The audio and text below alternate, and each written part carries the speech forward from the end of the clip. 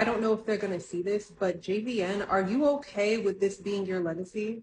What is good, people, and welcome on today's episode. How are you all doing? I hope you guys are doing well today. And if you are joining for the very first time, thank you so much for being here today. Jonathan Van Ness is trending because of a video he posted a few days ago. He said he has a message for the youth, and the message is about how they need to just compartmentalize genocide and go ahead and vote for Joe Biden again. On the tag of his post, he said, why we need to learn to compartmentalize in this year's election, telling people to vote for Joe Biden again and just set aside whatever it is that is going on in Palestine. And people are like, look at you, a white privileged man sitting in your room, saying you have been a victim of abuse. But in this particular one, people need to compartmentalize what is going on and go ahead and vote for Joe Biden. Like saying for a minute that they need to focus on the future of America, and people are telling him that the future of America has a lot to do with what is currently going on. So why are you telling us to set that aside? His video has been deleted. I don't know if it was reported or he deleted it because the heat was hot. So it's no longer on TikTok and I could not find the full length of the video. But I'm sure from the stitches, you guys are going to get exactly what he said point by point. So without wasting much time, let's get right into what people are saying about Jonathan Van Ness' video. The fuck he wanted to Gaza. The life lost in Gaza is unconscionable. Should have never ever happened. And we need to fix it. But, but even though that's true, that doesn't mean that we should elect. Yeah, there should have not been a but at the end of that sentence. But can we just all process together the fact that we have people coming onto the internet, blog style, doing just think pieces on why it's okay to excuse G-side for the greater good. Like, I'm not crazy, right? This is wild. This is dystopian. We're coming onto the internet on TikTok to say, guys, y'all, listen. I know they're enacting a G-side right now, but we gotta still vote for Biden, even though he's funding it. Like, I need other people to tell me I'm not crazy. Young people, this is for you. I need y'all to be able to The audacity. The audacity. Did he really just tell us to compartmentalize a genocide? I don't know what y'all are not getting, but fear tactics are not working. There was ample time and opportunity for the Democratic Party to codify Roe versus Wade. This has been decades-long battle for the Republican Party. We were not blindsided by this. They have always been brutally honest with how they felt towards Roe versus Wade, including a national abortion ban. And then on top of that, to use his personal trauma to try to legitimize what he is saying as being more important than what so many people around the country from all diverse backgrounds are screaming at the top of their lungs about not wanting their tax dollars to be used to facilitate, support a genocide. And minorities get it because we understand the implications when we have United States police officers who are being trained by Israel and vice versa.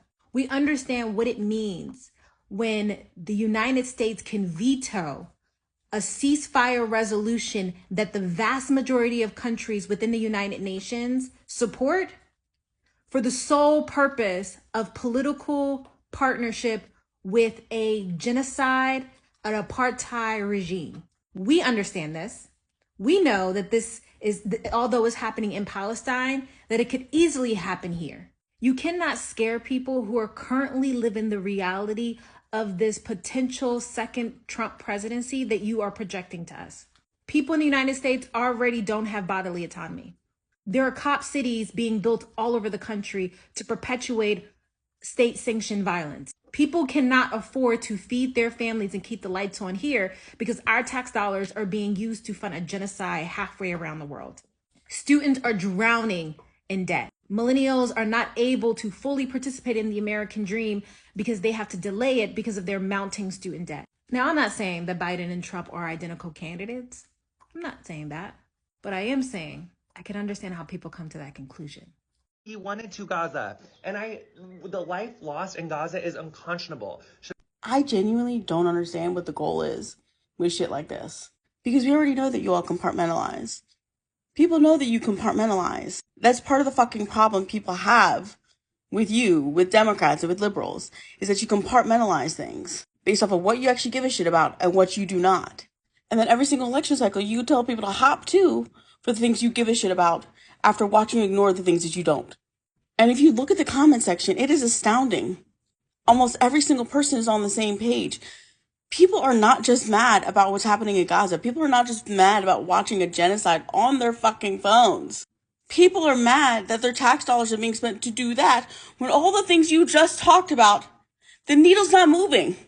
The needle's not moving towards progress. While you tell people we need to compartmentalize, there's American lives at stake. We need to compartmentalize. Roe v. Wade's been overturned. Don't you want universal health care? Don't you want all these programs to sustain and all these things? Where's the needle moving on any of that? What are you telling people? That another Trump presidency is a threat? But simultaneously, you can't even act like a Biden presidency is a promise for a better future. Y'all just keep threatening people with Trump. Where's the promise? Where's the hope? Do you have any? Because all you all are talking about and operating with is fear. And fear in a country where you can get shot going to a Super Bowl parade or the supermarket or school or church, that fear of a Trump presidency ain't going to move people. I can promise you that. It's not moving people. And I also have like a very big problem with people focusing on young Gen Z people. Like other generations are not impacted by watching this go on in the palm of their hand. I quite literally have an aunt that is a baby boomer. She's in her 60s. She's knocked on doors for Biden. She's volunteered for Biden. She is phone banked for Biden. This woman has actively campaigned for Democratic candidates since she has been able to vote. And she has said she's not voting for Joe Biden based off of what she sees. And this is not somebody you could accuse of being chronically online or somebody who watches the timeline all day, every day. This is a woman who has never signed up for social media. This is a woman who's gotten her first smartphone in the last 5-10 years, max. You all will not address the fundamental problem of the party and of your politics, which is that you've become so politically reliant on simply not being Trump that that's not enough anymore, and you can't address or build towards anything better. They have no hope in another Biden presidency, and increasingly, they don't have enough hope in you all as people, which will do far more damage, in my mind, than all of this chest beating for Democrats will ever do. Because if they can't rely on you to stick with people over party affiliation, that will disintegrate the party long term. And for everybody that says that voting for a third-party candidate is not voting at all, I need you to understand some fundamental basics about the point where we're at right now. You all are losing people in droves. They're watching you all behave exactly like JVN here and saying, I don't want to be a part of that. I don't want to compartmentalize my humanity for a party line vote. And the fact of the matter is that if people want to engage in the system at all, at this point, you should be on your knees thanking them, regardless of whether they vote third party or not. Because if at this point they still want to engage in this system, you still have a chance. Not to convert them, not to change them, but to listen to them. Because once they disengage from the system entirely, you're done. You're done not just for them, but for potential generations upon generations. You should be grateful at all that these people want to vote at all. At all. Third party or no. So I'm a survivor of abuse, and I talk about that in my... I'm also a survivor of abuse. Let's get that out of the way. Here's what we're not survivors of, though. Genocide. Because we haven't been through one. And today, the U.S. just issued its third veto on a ceasefire. In fact, we were the only country to veto for a ceasefire. This is not a decision between the lesser of two evils, and the more that we work under that mindset, it's a colonized mindset. It is. I literally used to believe the same thing. I somewhat did support Biden before this happened, but I always had this feeling in my gut that there was something off and wrong and not okay, and turns out it was genocide. It was genocide. As a queer person who has also survived abuse, we cannot vote for either candidate. Vote not for Trump or Biden. So stitches are now off because everybody is eating them alive, but Jonathan Van Ness made this video about why we should compartmentalize, their words, not mine, what's happening in Palestine and vote for Joe Biden again. And I mean, I will not be doing that.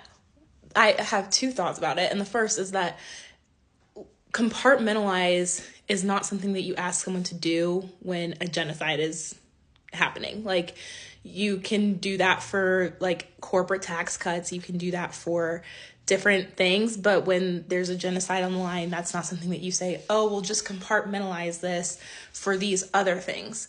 Which brings me to my second point, is that last year was supposed to be our compartmentalization year, where we were sold this lie, and I bought it, that yeah, just vote for Joe Biden, who has one foot in the grave, and that'll be the best option, because we'll be avoiding the greater of the two evils, and we'll be able to protect these really important things. And in their video, Jonathan Mendes brings up those things like protections for women's reproductive health, and LGBTQ protections, and the environment, and things like that. With Biden and Democrats in office, we have seen new fossil fuel deals be made and corporate interests protected. We haven't seen any student loan forgiveness on a large scale, which needed to happen and was promised to us. Roe v. Wade was overturned, and I know that that's because there's conservative justices, but at the same time, we had the opportunity to codify and didn't, and they've dangled that out like a carrot in front of us and said, oh, we have to vote blue for this and this and this, and then they did nothing to protect us when it came down the line. And LGBT protections have taken drastic setbacks since Biden's been in office, and there's anti-LGBT legislation that's presented and passed in parts of this country. It feels like every week. So all of the things that we compartmentalized for last election cycle didn't happen, and now there's all of those things and a genocide on the line, and it just feels like a huge ask to say, hey, I know that all of that is happening, but I want to keep the peace a little bit and ask that everybody continue this system that isn't working. And I don't know what the right answer is, but I don't know, what what Jonathan Mendes had to say today was so tone deaf. Yes, we have to show up for Gaza, but we also need to show up for the future of our country as well. I'm going to engage genuinely with this argument, not because I want to engage genuinely with celebrities who you shouldn't be listening to when it comes to politics anyways, but I am going to engage genuinely with this idea because I know people are swayed by it, like regular normal ass people are swayed by it. How exactly does it make our country better? Like, even if you are so selfish as to only care what happens to Americans and believe that we are more important than the rest of the world, even if you genuinely think that, as a lot of Americans do, how does it make our country better to continue to elect people who do not represent our interests? And then after that, show them no consequences for not following any sort of will of the people. If you actually believe in American democracy, how does that serve the country that you live in? Liberals continue to act like they have foresight that they do not have. They act like they care about the long view future of this country that we live in, and they don't. They've shown no political instinct, no interest in actually changing any of the things that they talk about in this video. What has Biden done for reproductive rights? What have Democrats done for reproductive rights besides bemoan the loss of Roe v. Wade? As somebody who's actually worked in abortion access, unlike all the people who are gonna fucking bring that to you, Roe v. Wade was the floor. Biden can barely say the word abortion. He's not the fucking protector of reproductive health care. He's a fucking bystander, and if anything, benefits from the loss of Roe v. Wade. What about Biden has convinced you that he cares about the environment, about labor, about people's standard of living? So yeah, if you want to show up for your country, not voting for the man that has done everything to keep the status quo is actually probably good in the long run. What I'm gonna do to show up for the people that I care about is divesting from this cycle in which that I'm guilted into voting for people who couldn't represent me at all, but are pretending to do so. I live in fucking Texas, a state that Democrats have abandoned a million times over and use on their stump speeches instead of, doing anything about the conditions here. So yeah, I'm good. Also, this argument that Trump would have given Israel a blank check to do whatever they want. It would be worse. What do you think Biden is giving Israel? That Biden is giving Israel a blank check to do whatever they want. What reality are these people fucking living in? Yes, we have to show up for Gaza, but we also need to show up for the future of our country as well. The fact that you think what's happening in Gaza has no effect on the future of our country? You're over here talking about reproductive health while women in Gaza are giving birth during a G-side and getting C-sections without anesthesia. And who's funding this G-side? Who's paying for it, babes? Who's paying for it? Some of us are literally watching people that look like us and speak our language be brutally murdered every day, and here you are telling us to vote for the man that has refused to call for a ceasefire multiple times. And no one even brought up Trump. The issue is people like you who are acting like we only have those two fucking options. So instead of comparing shit to crap, how about we look for a candidate that's actually willing to serve our needs and also is calling for a ceasefire? And I'll leave you with this question. How are we protecting the future of our country by electing someone that supports G-side? Yes, we have to show up for Gaza, but we also need to show up for the future of our country as well. So I think by now a lot of us are tired of going back and forth with people who are defending Biden under the guise of being just so afraid of another Trump presidency. So instead of going back and forth, here's what I will ask. I don't know if they're going to see this, but JVN, are you okay with this being your legacy? Like, you're on camera supporting somebody who is responsible for a genocide. Like, I want to make that very clear. And what's happening in Gaza has real effects for people living here right now. Like, did you know that Palestinian Americans are being unalived in America under this presidency? Are you okay telling people that those actual situations are less important than these hypothetical fears that you have? There comes a point, for me at least, where exhaustion just sets in. For me, you go ahead, you show up for Biden. You do your big one for Biden, and we will show up for one another. And also, I will just add that it's really hard seeing another queer person, but another queer person advocating for complacency. That video is just a total tone deaf to what is currently going on in the world. How are you going to tell people to put aside the fact that thousands of people are being killed? There is a genocide currently going on, but it doesn't matter because you are a victim of abuse, and that one is very important. So if you can go through that abuse, we can as well just put aside the genocide that is going on in another country that is being funded by our own taxes, and let's just re-elect the person that is responsible for that funding literally reaching there.